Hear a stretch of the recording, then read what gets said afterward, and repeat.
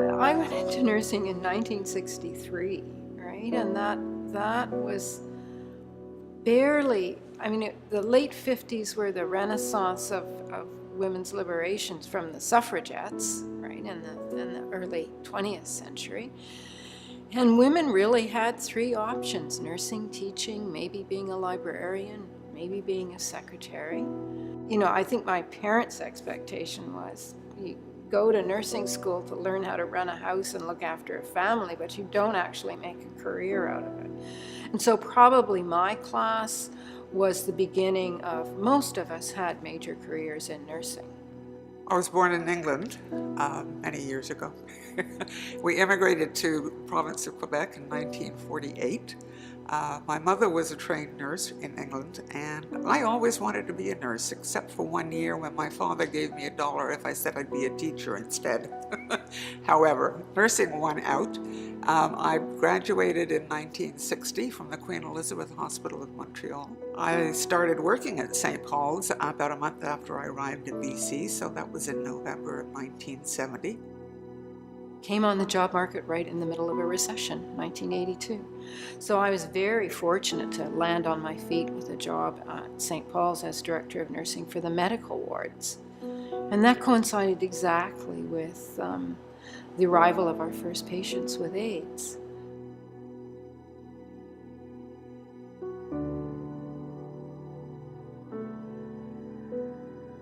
We had about 600 patients in that old brick building with beds in corners. The nurses had to move the bed out of the corner to turn a patient or to change the linen. And the ratio around bathrooms was awful, and hand washing was, all of the basic. So I was kind of appalled. But it had also a special energy of commitment to patient care.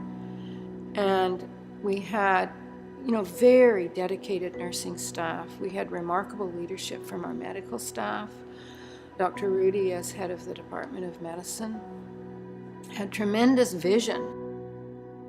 I was fortunate to be in on the ground level when this infection arose, because I could learn as everybody else did right from the beginning. I was there when it all started. The biggest infectious problem at that point, there were two actually. One was that they had just isolated the virus that caused hepatitis B. And the other issue was that we were starting to see a slight increase in the incidence of pulmonary tuberculosis.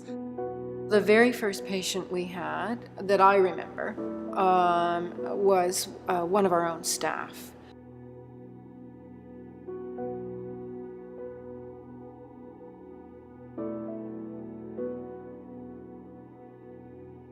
And he was admitted with pneumocystis carinii pneumonia, and that had a very high mortality rate, but fortunately he did reasonably well. We certainly had gowns, we were wearing masks, we were wearing gloves for everything, so we were very strict at that point. But that again was because not all the ways of transmission were known, or how the virus was or wasn't transmitted. I think the most difficult part for me in the role that I played was realizing, because I read most of the literature that came out, the numbers were obviously increasing, and this was not something that was going to be short-lived. It was going to be with us for many, many years.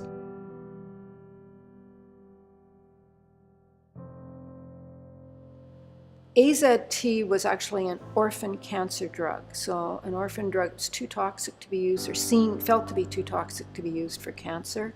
In the IDC, we did a phase 2 trial. We started our patients on 1,800 milligrams a day. Ultimately, the appropriate dose was found to be 600 milligrams a day. But it was the first drug that gave us any sense that we might actually be able to interfere with the virus itself. There were a handful of patients who received AZT that helped them live long enough to get triple therapy in 1996 and still be alive. So by 1987, we realized that we needed to go beyond, if you like, the delivery of care. the ministry realized that the drugs were going to cost a lot of money. Now, the backstory to that is our very conservative government at the time said, yes, we'll pay for cyclosporin for kidney transplant patients, but we're not going to pay for AZT for those people. So there was a court case, of course. And so the ministry realized that, or the political level realized that we really were going to have to pay for these very expensive drugs, and we better have a good way of doing it. That is to say, they're toxic, they need to be managed very carefully, so on and so forth. So that was the beginnings of the idea of what a Center for Excellence would look like. And we had a growing outpatient population that we were treating with AZT and then the other drugs as they came along. That was hope.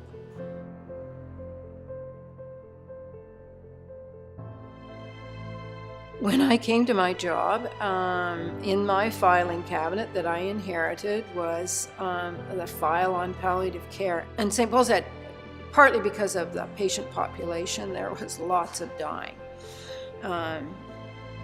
So HIV or AIDS was an impetus, a further impetus. We developed a policy document around the concept of integrated care, and that government did not want to be seen to be supporting gay men. So, for example, prevention money went to the health department of the city of Vancouver and then to AIDS Vancouver. And so it was okay to have St. Paul's have an integrated unit, 50% AIDS and 50% cancer or something else. But it was not okay to have a freestanding hospice. The government simply was not going to support that model. We had to renovate what was 3 South, and it had a deck on the back, which was a wasteland. And the then President Ron Mulchy had the wisdom and the courage to find $10,000 to renovate this deck and create a deck garden. And that was greatly appreciated by our patients. Some of our patients chose to die there.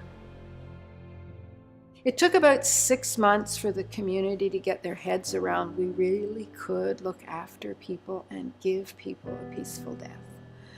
And then once sort of word of mouth, once that confidence was there, the unit was full all of the time.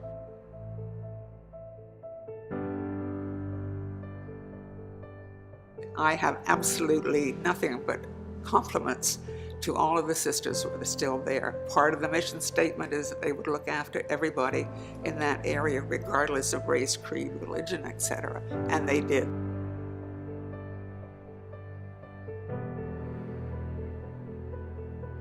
All the nurses that I worked with were great. I mean, there was a lot of fear that needed to be allayed, but they were all very compassionate and caring and went beyond what I would believe nurses could do.